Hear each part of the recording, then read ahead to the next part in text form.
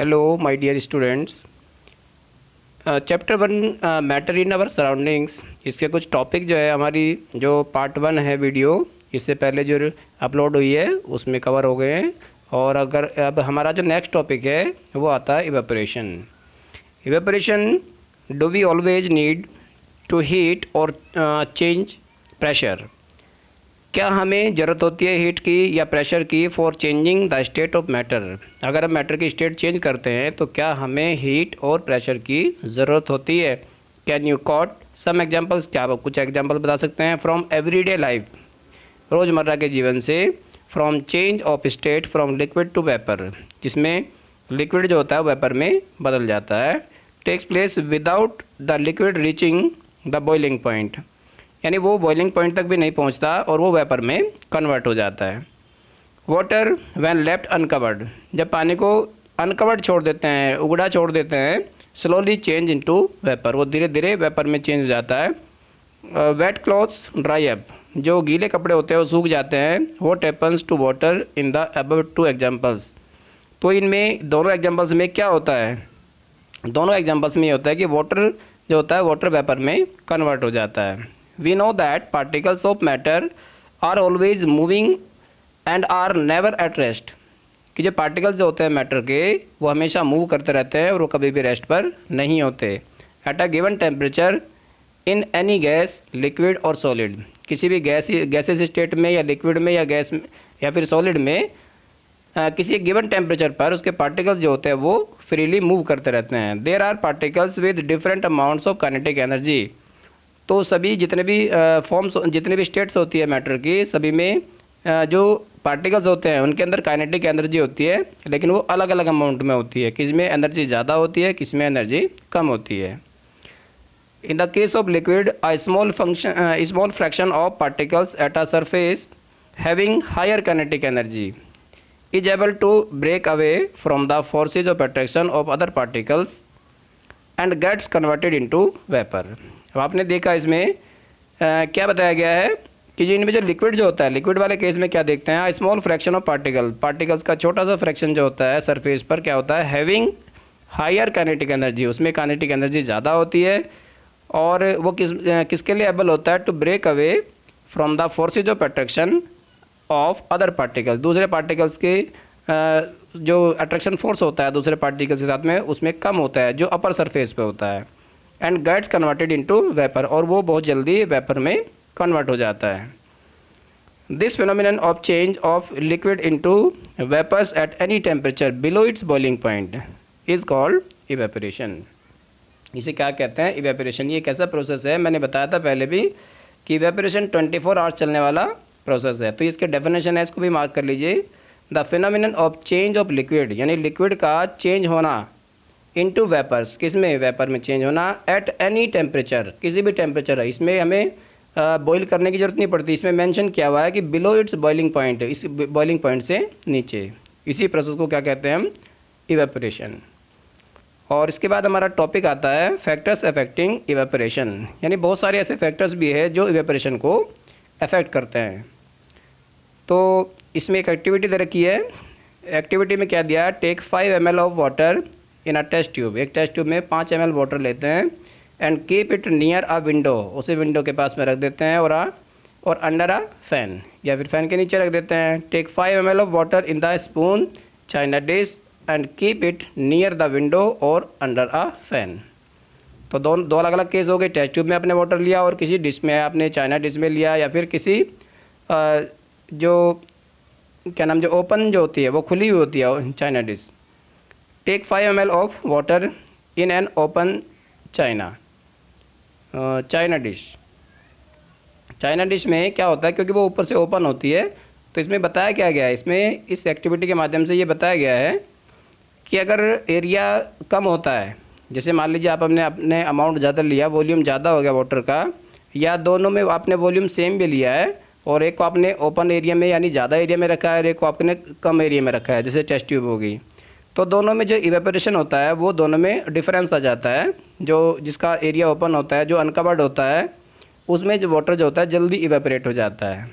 तो इसमें यही बताया गया, open dish and keep it inside a cupboard, और on a shelf in your class, अपनी क्लास में जो शेल्फ होती है उसके अंदर भी रख सकते हैं। Record the room temperature, room temperature note कर लेते हैं।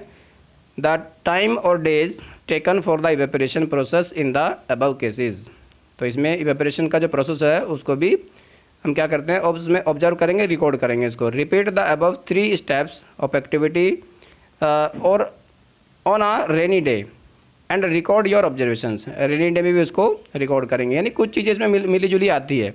What do you infer about the effect of temperature, surface area and wind velocity और स्पीड ऑन इवेपोरेशन, यानी आप इसमें क्या देखते हैं पूरी एक्टिविटीज़ में ये सारी चीज़ें आती है। एक तो इनके इफेक्ट होते हैं, टेम्परेचर का इफेक्ट हो गया, सरफेस एरिया का हो गया और विंड स्पीड का हो गया। इसी के साथ में एक चीज़ और बताई गई है, वो इसमें मेंशन नहीं की है, वो है ह्यूमिडिटी।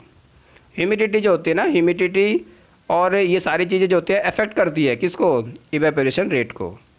तो किस तरीके से करती है देखिए, you must have observe that the rate of evaporation increases with, अब देखिए जो रेट ऑफ इवेपोरेशन जो होता है वो इंक्रीज होता है। कैसे इंक्रीज होता है देखिए, an increase of surface area, अब जैसे सरफेस एरिया इंक्रीज होता है, सरफेस एरिया बढ़ता है तो साथ ही साथ इवेपोरेशन रेट भी बढ़ता है। आपने देखा होगा किसी ज़्यादा अगर बड़े बर्तन में आप वाटर रखते हैं और उतनी अमाउंट आप किसी छोटे बर्तन में रखते हैं तो आप ये देखेंगे जो बड़े वेसल में आपने रखा है ना वो जल्दी इवेपोरेट हो जाता है क्योंकि उसका सरफेस एरिया ज़्यादा होता है ग्रेटर सरफेस एरिया के साथ। अगर स्मॉलर सरफेस एरिया होता है तो वो उसमें इवेपोरेशन में टाइम ज़्यादा लगता है, सेम अमाउंट अगर आपने लिया है।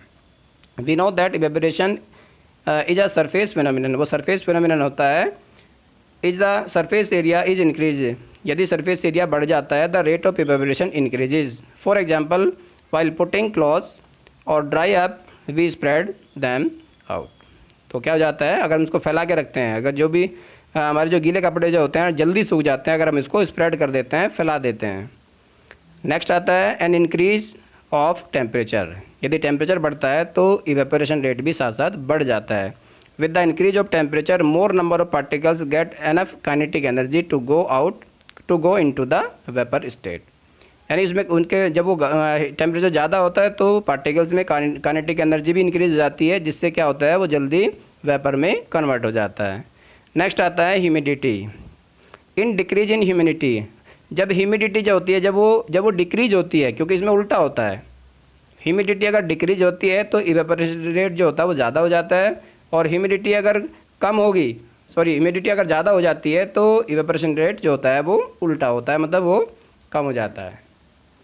तो humidity is the amount of water vapour present in air. Humidity क्या है, ह्यूमिडिटी होता है जो एयर के अंदर मॉइस्चर होती है, जब वाटर वेपर की जो अमाउंट होती है, मात्रा जो होती है वो ह्यूमिडिटी है। The air around us can not hold more than a definite amount of water vapour at a given temperature, किसी भी गिवन टेम्परेचर पर डेफिनेट अमाउंट ही वाटर वेपर जो होती है वो रख सकती है, होल्ड कर सकती है अपने अंदर, इसी को हम मॉइस्चर कहते हैं। If the amount of water in air is already high, यदि अमाउंट ऑफ वाटर जो होता है पहले से ज़्यादा होता है एयर के अंदर, the rate of evaporation decreases, तो क्या हो जाता है इवेपोरेशन रेट डिक्रीज हो जाता है, कम हो जाता है, क्योंकि नमी ज़्यादा होती है एयर के अंदर, इसलिए इवेपोरेशन कम हो जाता है। और इसके बाद आता है an increase in wind speed. Wind speed अगर तेज़ हवा चलती है या गर्म हवा चलती है तो तेज़ हवा के साथ साथ इवेपोरेशन रेट भी ज़्यादा होता है। It is common observation that clothes dry faster on a windy day, जो गीले कपड़े जो होते हैं बहुत जल्दी सूख जाते हैं, किस में, ऑन अ विंडी डे, अगर तेज़ हवा चल रही होती है उसमें। With the increase in wind speed the particles of water vapour move away with wind decreasing the amount of water vapour in our surroundings. यानी कि इसमें कितनी चीज़ें आई है, विंड स्पीड हो गई, इसके बाद टेम्परेचर हो गया और सरफेस एरिया। इन तीनों के साथ अगर हम तीनों को कलेक्टिवली देखें, एक साथ अगर मिला के देखें तो क्या होता है, इवेपोरेशन रेट इंक्रीजेज और डिक्रीजेज विद सरफेस एरिया और टेम्परेचर और विंड स्पीड। लेकिन जो मॉइस्चर वाला जो केस होता है, ह्यूमिडिटी वाला जो केस होता है, उसमें सिर्फ उल्टा होता है, ह्यूमिडिटी ज़्यादा होती है तो इवेपोरेशन रेट कम हो जाता है, ह्यूमिडिटी कम होती है तो इवेपोरेशन रेट बढ़ जाता है। तो ये 4 फैक्टर थे जो इवेपोरेशन को अफेक्ट करते हैं। इसके बाद आता है how does evaporation cause cooling. Evaporation की वजह से ठंडक किस तरीके से महसूस होती है। इन an open vessel the liquid keeps on evaporating किसी ओपन वेसल में अगर वो लिक्विड रखें तो क्या होता रहता है, वो इवेपोरेट होता रहता है। The particles of liquid absorb energy, जो लिक्विड के जो पार्टिकल होते हैं वो एनर्जी को एब्जॉर्ब करते हैं कहाँ से, फ्रॉम द सराउंडिंग्स, अपने आसपास से, to regain the energy lost during evaporation. Evaporation के दौरान जो एनर्जी का जो लॉस हो जाता है उसको रीगेन करने के लिए अपने आसपास से, अपने सराउंडिंग से वो हीट एनर्जी एब्जॉर्ब करते हैं। This absorption of energy from the surroundings make the surroundings cold. तो इससे होता क्या है, जो एनर्जी का जो एब्जॉर्प्शन होता है वाटर के द्वारा, तो वो क्या होता है, अपने आसपास की जो सराउंडिंग जो होता है, मेक द सराउंडिंग्स कोल्ड, तो उसको वो क्या कर देता है, ठंडा कर देता है। तो इसके बाद का जो हमारा टॉपिक है, अब आगे बढ़ते हैं, इसको थोड़ा प्रोसीड करते हैं। What happens when you pour some acetone. Acetone क्या होता है, जिसको नेल पॉलिश रिमूवर भी कहते हैं, ऑन योर पाम। यदि आप अपनी हथेली पर रखें किसको, एसीटोन को, या नेल पॉलिश रिमूवर जो होता है उसको अगर अपनी पाम पे रखते हैं, अपनी हथेली पर रखते हैं, तो क्या होता है, the particles gain energy from your palm. तो पार्टिकल्स क्या करते हैं, हमारी पाम जो होती है हमारी हथेली से एनर्जी को गेन करता है, लेता है हमारी बॉडी से और सराउंडिंग्स और आसपास से भी, and evaporate causing the palm to feel cool. जिससे क्या होता है, वो इवेपोरेट होता है और जिससे हमारी जो पाम होती है, जो हमारी हथेली होती है, वो उसमें ठंडक महसूस होती है। आफ्टर आ हॉट सनी डे, जब सूरज निकलता है उसके बाद का जो टाइम होता है, people sprinkle water on the roof और open ground because the large latent heat of vaporisation of water help to cool the hot surfaces. यानी जब गर्मी होती है, जब तेज़ दिन में तेज़ धूप निकलती है, तेज़ गर्मी होती है, तो शाम के टाइम क्या होता है, लोग क्या करते हैं, वाटर में पानी छिड़कते हैं अपनी छतों पर, अपने आसपास के जो ओपन ग्राउंड होते हैं वहाँ पर। जिससे क्या होता है, वहाँ से जो हीट होती है, उस हीट की वजह से वो गर्म हो जाता है, रूफ भी और ग्राउंड भी, और जब उस पर पानी छिड़कते हैं तो वहाँ वाटर का क्या होता है, वेपराइजेशन होता है, जिससे वो आसपास के जो सराउंडिंग होता है उससे हीट एनर्जी को अपने अंदर एब्जॉर्ब करता है, जिससे क्या होता है, फिर ठंडक महसूस होती है। Can you cite some more examples from daily life where we can feel the effect of cooling due to evaporation. कुछ और भी एग्जाम्पल हो सकते हैं जो डेली लाइफ में, जिसकी वजह से क्या होता है, जो कूलिंग इफेक्ट देते हैं इवेपोरेशन में, इवेपोरेशन की वजह से। नेक्स्ट आता है, why should we wear cotton clothes in summer. ये बहुत इंपॉर्टेंट क्वेश्चन है और अक्सर ये एग्जाम में पूछा जाता है। ड्यूरिंग समर, समर्स में क्या होता है, we respire more because of mechanism of our body which keep us cool. गर्मियों के दिनों में क्या होता है, वी रेस्पायर मोर, हम क्या होता है, रेस्पिरेशन का जो रेट होता है वो ज़्यादा हो जाता है, because of mechanism of our body, हमारी बॉडी के मैकेनिज्म की वजह से, विच कीप अस कूल, जो हमें क्या कर रखता है, ठंडा रखता है। We know that during evaporation the particles at surface of the liquid gain energy from the surroundings. हम ये भी जानते हैं कि जब इवेपोरेशन हो रहा होता है तो इवेपोरेशन के दौरान द पार्टिकल जो होते हैं सरफेस एरिया पे, वो क्या करते हैं, अपने सराउंडिंग से एनर्जी को गेन करते हैं। और body surface change into vapour, और बॉडी सरफेस क्या करता है, उससे वो वेपर में कन्वर्ट कर देता है उसको। The heat energy equal to the latent heat of vaporisation is absorb from the body leaving the body cool. जिससे क्या होती है, हमारी जो बॉडी होती है वो उस वेपराइजेशन की वजह से हमारी बॉडी ठंडक महसूस करती है। और इसका जो आंसर है, सही आंसर इसका ये है, इस क्वेश्चन का जो ऊपर पूछा गया था कि हम उसमें पहनते हैं, तो उसके लिए ये इसका करेक्ट आंसर है, cotton being a good absorber. Cotton क्या होता है, एक अच्छा एब्जॉर्बर होता है वाटर का।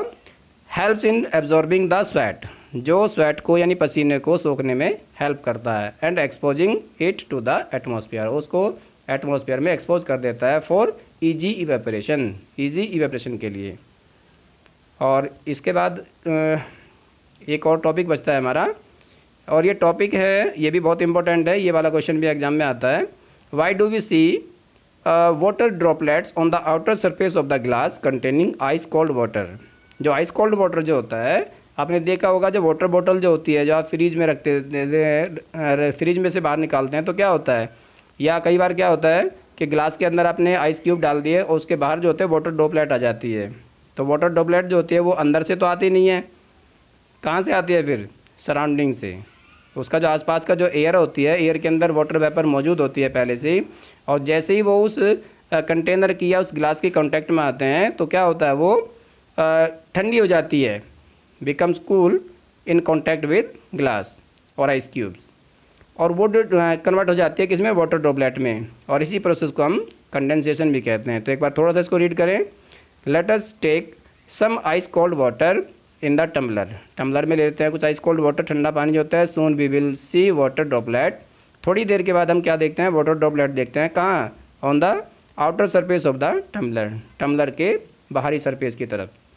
The water vapour present in air, air के अंदर जो मैंने बताया था अभी, जो वाटर वेपर प्रेजेंट होती है on coming in contact with the cold glass of water, जो ठंडे पानी के ग्लास के कॉन्टैक्ट में जैसे ही वो आती है, लॉसेस एनर्जी, वो अपनी एनर्जी का लॉस कर देती है, and gets converted to liquid state, और लिक्विड स्टेट में कन्वर्ट हो जाती है, which we see as water droplet, जो हमें किसके रूप में दिखाई देते हैं, पानी की छोटी छोटी बूंदों के रूप में दिखाई देते हैं। और इसी प्रोसेस को हम क्या कहते हैं, कंडेंसेशन कहते हैं।